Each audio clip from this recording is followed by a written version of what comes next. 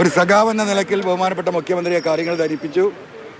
പാർട്ടിയുടെ ബഹുമാനപ്പെട്ട സെക്രട്ടറി ഗോവിന്ദ മാഷ് ട്രിവാൻഡ്രത്ത് ഇന്നില്ല.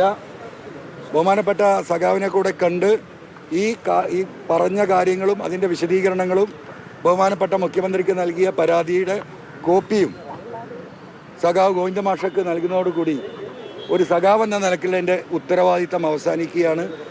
കേരളത്തിൻ്റെ പോലീസിലെ ഒരു വിഭാഗത്തിൻ്റെ പെരുമാറ്റം ഈ പാർട്ടിക്കും ഗവൺമെൻറ്റിനും ഗ്രൗണ്ട് ലെവലിൽ ഒരുപാട് പ്രതിസന്ധികളും പ്രശ്നങ്ങളും ഉണ്ടാക്കിയിട്ടുണ്ട്.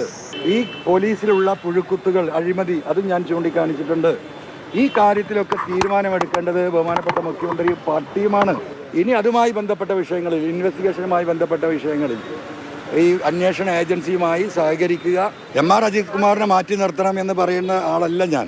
ഇനി ഇതെങ്ങനെ പോകണമെന്ന് തീരുമാനിക്കേണ്ടത് പാർട്ടിയും ബഹുമാനപ്പെട്ട മുഖ്യമന്ത്രിയും തന്നെയാണ്. അവർ അതിന് അനുസൃതമായ ഉത്തരവാദിത്ത ബോധത്തോട് കൂടിയിട്ട് അതിനാവശ്യമായ അന്വേഷണത്തിനുള്ള സംവിധാനങ്ങൾ ഒരുക്കും എന്ന് തന്നെയാണ് ഒരു സഖാവെന്ന നിലക്ക് ഞാൻ വിശ്വസിക്കുന്നത്. ഞാൻ ഇന്നും ആ പ്രതീക്ഷയിലാണ്, നാളെ ആ പ്രതീക്ഷയിലാണ്, മറ്റന്നാളും ആ പ്രതീക്ഷയിലാണ്. സെക്രട്ടറിയെ മാറ്റും അല്ല, അതൊന്നും അതിൻ്റെ നാളല്ല. ഞാൻ എൻ്റെ നെഞ്ചിൽ കൈവച്ച് എൻ്റെ ദൈവത്തിനെ സാക്ഷിയാക്കി പറയാം, എൻ്റെ പിറകിൽ ഈ വിഷയത്തിലുള്ളത് സർവശക്തനായ ദൈവം മാത്രമാണ്.